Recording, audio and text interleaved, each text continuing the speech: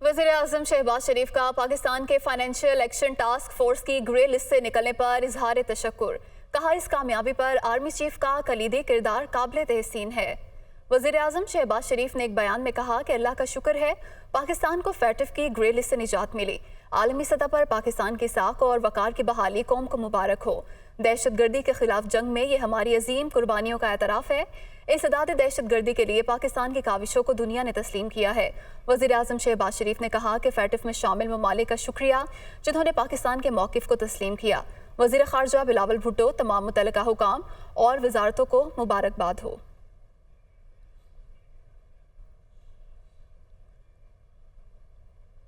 वज़ीर आला पंजाब चौधरी परवेज़ इलाही ने कहा है कि FATF की ग्रे लिस्ट से निकलने पर अल्लाह ताला का शुक्र बजा लाते हैं। पूरी कौम को ये फतह मुबारक हो। वज़ीर आला चौधरी परवेज़ इलाही ने ट्वीट किया कि इमरान खान और general Qamar Javed Bajwa grey list से निकलने की कामयाबी के असल हीरो हैं। PDM की नाम नेहाद हुकूमत का ग्रे लिस्ट से निकलने में वही रोल है जो क्रिकेट मैच में 12वें खिलाड़ी का होता है। नो लीग को डिटाई से इस कामयाबी का क्रेडिट लेते हुए शर्म आनी चाहिए।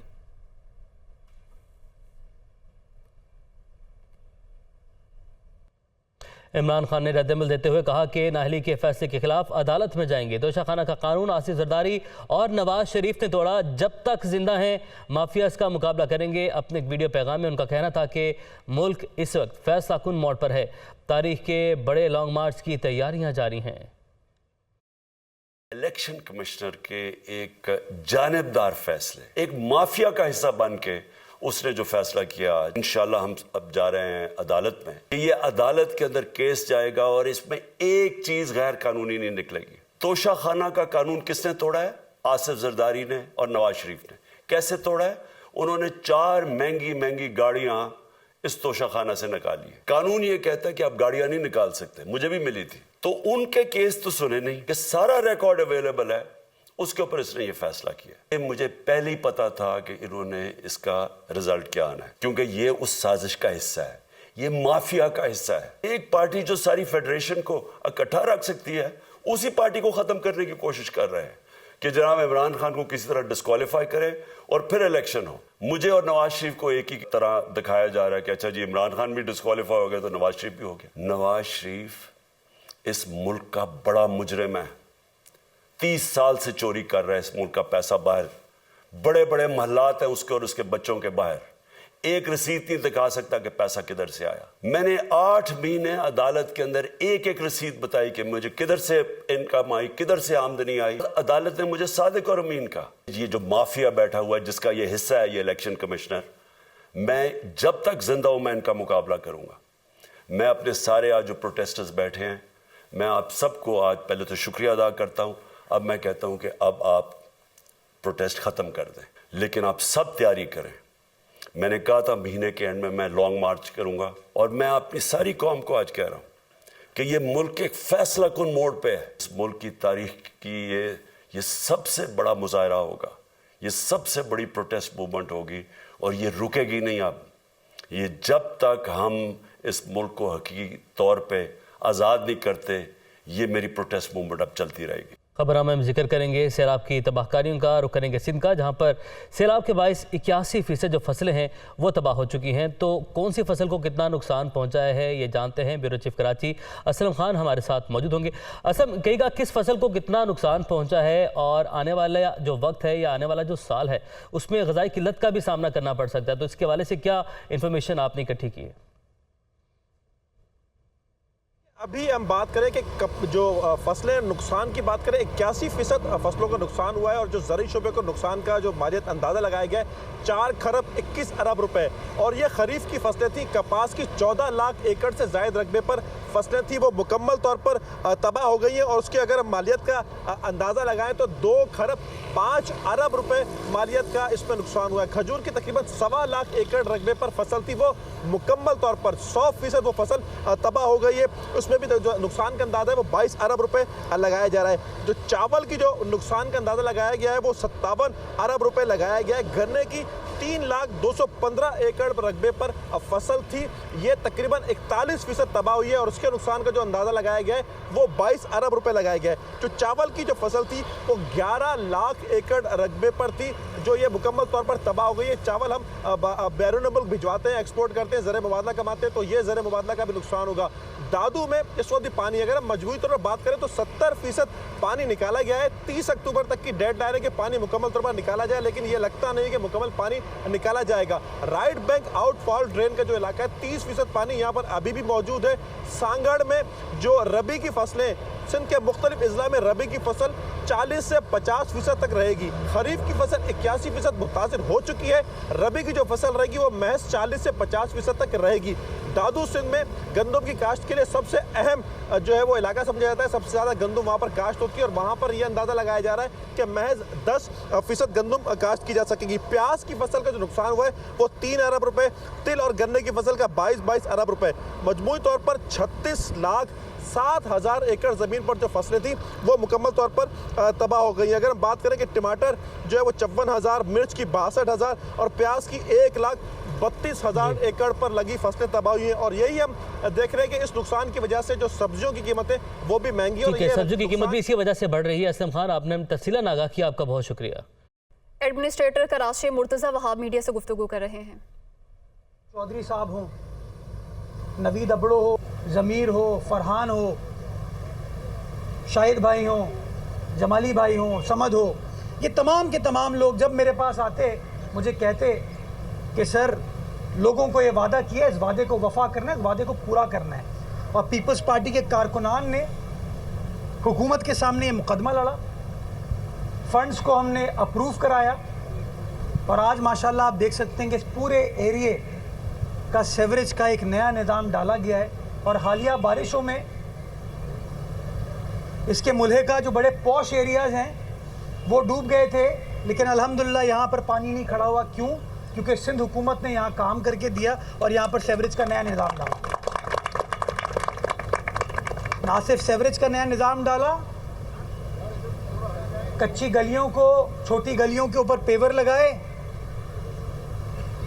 मेन सड़कों को कारपेटिंग किया और वो आपको काम अल्हम्दुलिल्लाह नज़र आ रहा है। और आज उस वादे की तकमील के लिए उसको इफ्तिताह करने के लिए मैं आया हूँ। लेकिन कहानी यहाँ ख़त्म नहीं होती।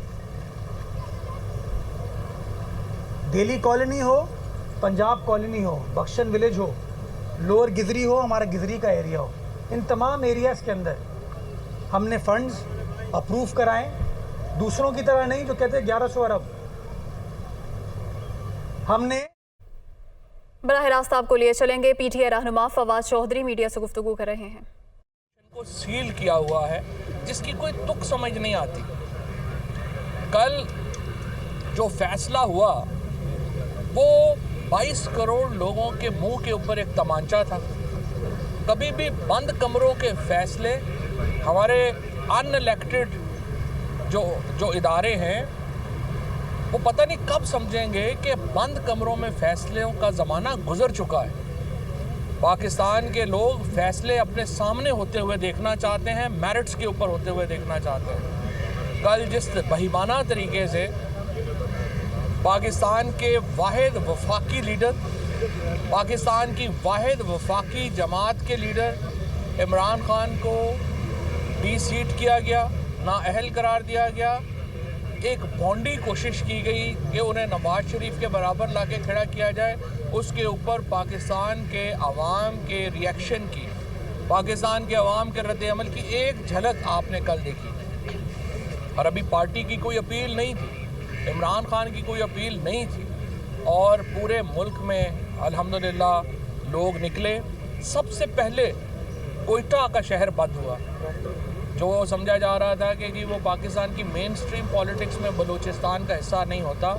कल सबसे पहले कोयटा बंद हुआ, उसके बाद गिलगित बल्तिस्तान और दयामेर में एहतजाज हुआ और उसके बाद रावलपिंडी, इस्लामाबाद, सियालकोट, कराची, सक्खर, हैदराबाद, गुजरांवाला, लाहौर, मुल्तान, कौन सा शहर है जहाँ पे लोग दीवानावार बाहर नहीं निकले और उन्होंने इमरान खान से अपनी मोहब्बत का इजहार किया। एक ऐसे कौमी लीडर को सियासी धारे से बाहर करने का मकसद सिर्फ एक हो सकता है और वो ये कि आप पाकिस्तान को कमज़ोर करना चाहते हैं। इस वक्त जो चीफ इलेक्शन कमिश्नर और उनके जो रफ़क़ाए कार हैं, मैं उनको बताना चाहता हूँ आपका फ़ैसला पाकिस्तान के अवाम ने मुस्तरद किया है, जो पाकिस्तान की सबसे बड़ी अदालत है। और ये सिर्फ कल मुस्तरद नहीं किया, इससे पहले आपने वफाकी काबीना के चंद वज़रा के साथ मिलकर जो घिनौना खेल खेला और जेरीमेंडरिंग की, जिस तरीके से आपने कॉन्स्टिट्यूएंसी सेलेक्ट की, हल्के सेलेक्ट किए और वहाँ पे इंतखाबात कराए, वहाँ पर आपके मुंह के ऊपर पाकिस्तान के अवाम ने एक ज़ोरदार तमांचा मारा और तमाम नशिस्तों के ऊपर इमरान खान कामयाब हुए। उससे पहले पंजाब के इंतखाबात में पंजाब की अवाम ने अभी अहम खबर आप तक पहुंचाएं। इलेक्शन कमीशन का फैसला, इस्लामाबाद हाई कोर्ट में इमरान खान की दरख्वास्त दायर। दरख्वास्त में इलेक्शन कमीशन का फैसला कलअदम करार देने की इस्तदा, इमरान खान की आज ही केस की समाअत करने की इस्तदा। इमरान खान की जानिब से बैरिस्टर अली जफर ने दरख्वास्त दायर की है। इसी पर बात करेंगे। नुमाइंदा दुनिया न्यूज़ आमिर सईद अब्बासी हमारे साथ मौजूद हैं। जी आमिर सईद अब्बासी, बताइएगा। देखिए, चेयरमैन तहरीक इंसाफ इमरान खान ने गुज़श्ता रोज इलेक्शन कमीशन की जानिब से नाअहल करार दिए जाने के फैसले को इस्लामाबाद हाई कोर्ट में चैलेंज कर दिया है और ये इस्तदा की है इस्लामाबाद हाई कोर्ट से कि वो इलेक्शन कमीशन के उस फैसले को कलअदम करार दे दें, गैर कानूनी करार दे दें जिसमें इलेक्शन कमीशन ने उन्हें नाअहल करार दिया है। लिहाजा इस्लामाबाद हाई कोर्ट से ये इस्तदा की जाती है कि आज ही इस दरख्वास्त पर समाअत की जाए। ये इस्तदा भी की गई है साथ में मुतफर्रिक दरख्वास्त के जरिए, और ये कहा गया है चेयरमैन तहरीक इंसाफ इमरान खान की तरफ से कि इलेक्शन कमीशन की जानिब से जो उन्हें नाअहल करार दिया गया है वो एक गैर आईनी और गैर कानूनी हुक्म है। लिहाजा उस हुक्म को कलअदम करार दे दे इस्लामाबाद हाई कोर्ट। और ये भी इस्तदा की गई है कि इसमें अर्जेंसी है, फौरी नौयत का मामला है, लिहाजा इस्लामाबाद हाई कोर्ट आज ही इस दरख्वास्त पर समाअत करे। ताहम इस वक्त रजिस्ट्रार ऑफिस जो है वो इस दरख्वास्त का जायजा ले रहा है और कोई ये फैसला होगा कि क्या इस दरख्वास्त पर आज समाअत होनी है या नहीं होनी, क्योंकि जो कानूनी माहिरीन है वो ये समझते हैं कि इसमें कोई अर्जेंसी नहीं है, कोई उजलत नहीं है। लिहाजा इस्लामाबाद हाई कोर्ट में दरख्वास्त जो दायर की गई है बैरिस्टर अली जफर की जानिब से, जो इमरान खान के वकील हैं, उन्होंने दरख्वास्त में मौक़िफ़ इख्तियार किया है कि चेयरमैन तहरीक इंसाफ इमरान खान को जो फैसला दिया गया इलेक्शन कमीशन की जानिब से नाअहल करार देने का वो आइन के मुताबिक नहीं है और ना ही कानून के मुताबिक है। उसमें इलेक्शन कमीशन ने उजलत में और जल्दबाजी में ये फैसला किया है और तमाम जो जुरिस्डिक्शन है उसको देखे बगैर ही ये फैसला किया गया है, क्योंकि इमरान खान का ये मौक़िफ़ है कि ये इलेक्शन कमीशन का दायरा इख्तियार नहीं है, लिहाजा इलेक्शन कमीशन उनके खिलाफ ये हुक्म जारी नहीं कर सकता था। लिहाजा अब इस्लामाबाद हाई कोर्ट ने फैसला करना है कि चेयरमैन तहरीक इंसाफ इमरान खान की इस दरख्वास्त पर, जिसमें उन्होंने ये भी इस्तदा की है कि जब तक इस दरख्वास्त का फैसला होता इस हुक्म को मुअत्तल कर दिया जाए, स्टे ऑर्डर दे दिया जाए। इस बात का भी फैसला अब इस्लामाबाद हाई कोर्ट ने करना है कि इमरान खान को इस जो इलेक्शन कमीशन का हुक्म है इस पर स्टे ऑर्डर मिल सकता है या नहीं मिल सकता। साथ में हुक्म इम्तना की भी दरख्वास्त दी गई है और ये कहा गया है कि इसके ऊपर फौरी तौर पर अमल दरामद आज ही सुनने की इस्तदा की गई है। आमिर सईद अब्बासी, बहुत शुक्रिया आपका। पीटीआई रहनुमा फवाद चौधरी मीडिया से गुफ्तगू कर रहे हैं। कमिश्नर और 2 मेंबरान यानी 5 में से 3 मेंबरान के खिलाफ रेफरेंस पेंडिंग हो, आला अदालतें उस रेफरेंस को सुने ना और हमें रोज़ उसी इलेक्शन कमीशन के सामने भेज दिया जाए कि इसी से ही आप अपने फैसले करवाएं, तो अब उसको हम फूलों के हार पहनाने से तो रहे।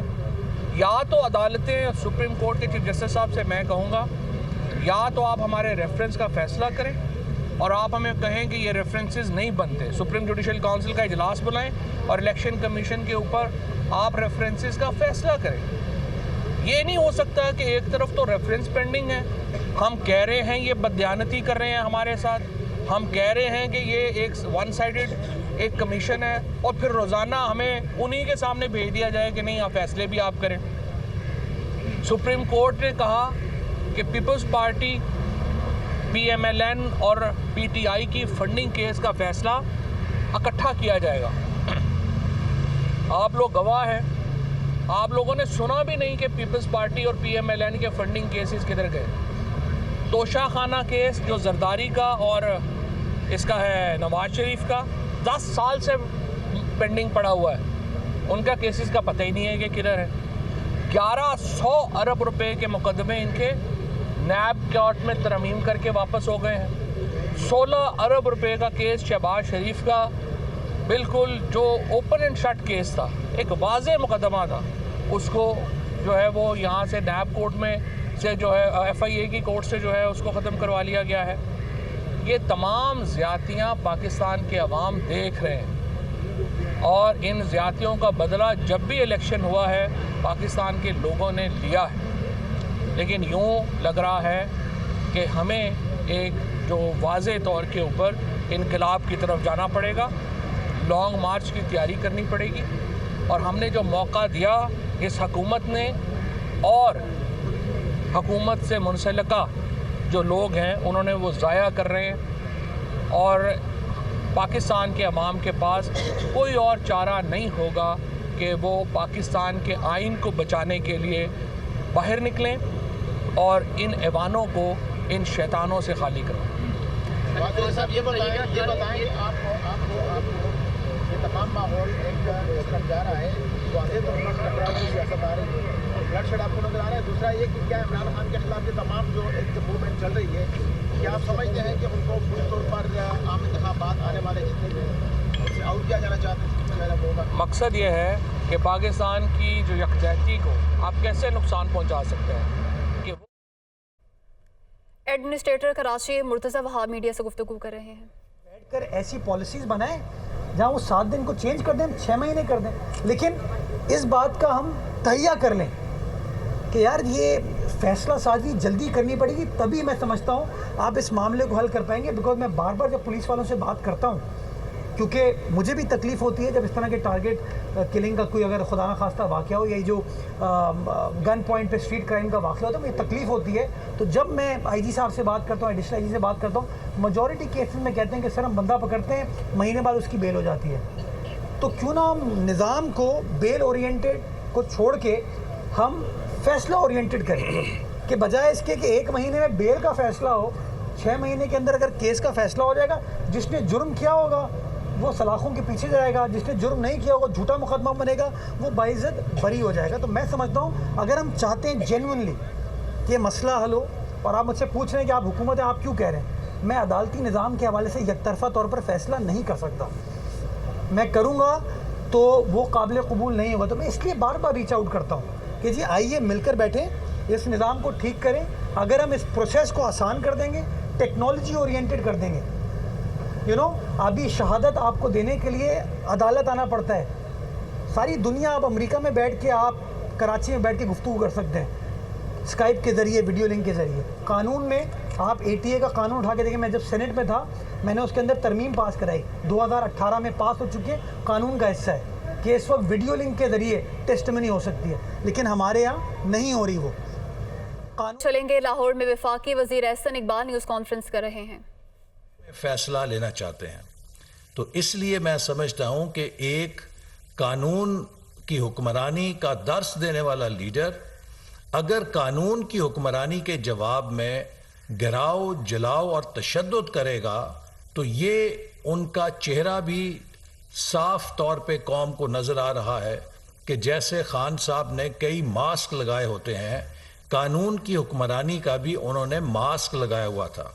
دراصل ان کے اندر ایک فیشسٹ مائنڈ ہے جو کسی آئین اور قانون کو تسلیم نہیں کرتا۔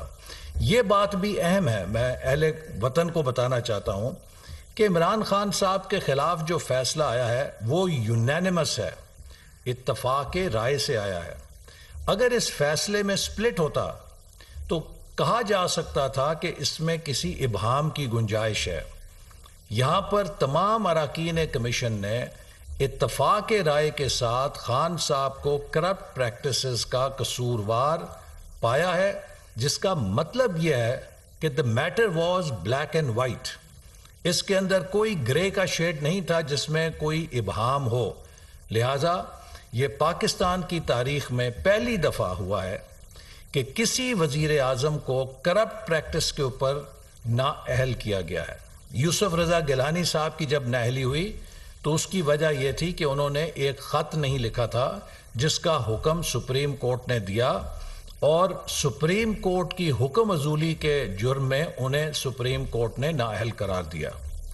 نواز شریف صاحب کے خلاف پاناما کا مقدمہ پیش ہوا اور JIT بنی، پلندے پیش کیے گئے، لیکن کسی قسم کا کوئی کرپشن کا ایویڈنس سامنے نہیں آ سکا۔ لہٰذا انہیں نااہل پاناما میں نہیں کیا گیا، انہیں نااہل اپنے بیٹے سے 10,000 درہم کی تنخواہ وصول نہ کرنے کے جرم میں نااہل کر دیا گیا۔ عمران خان صاحب کے خلاف اول تو نااہلی تبھی ہو جانی چاہیے تھی اگر یوسف رضا گیلانی کیس کو بنیاد بنایا جاتا، جب انہوں نے 7 مہینے تک سپریم کورٹ کے پنجاب بلدیاتی اداروں کے فیصلے کو عمل درآمد نہیں ہونے دیا اور سپریم کورٹ کی حکم عزولی کی۔ 7 مہینے تک وہ منہ چڑھاتے رہے سپریم کورٹ کا، لیکن وہ بہرحال طاقتور تھے شاید تمام اداروں سے۔ آج ان کی نااہلی سپریم کورٹ کا حکم نہ ماننے کے جرم میں نہیں ہوئی، آج ان کی نااہلی اپنے کسی بیٹے کی کمپنی سے تنخواہ وصول نہ کرنے کے جرم میں نہیں ہوئی، ان کی نااہلی کرپٹ پریکٹس کے جرم میں ہوئی ہے کہ انہوں نے سرکاری تحائف جو انہیں بحیثیت سربراہ مملکت ملے ان کے اندر غبن کیا۔